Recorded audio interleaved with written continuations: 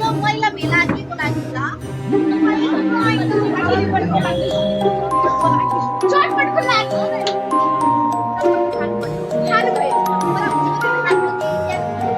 पैसा छोडेको होइन भोलिपल्ट निकालेर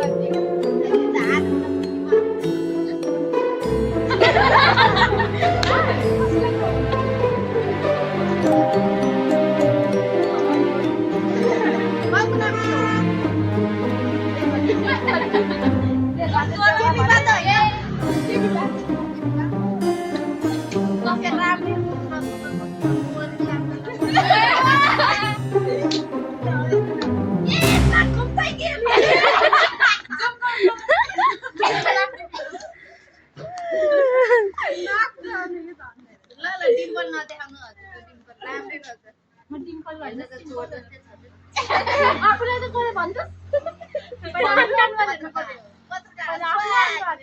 चोर त चोरै हुन् तर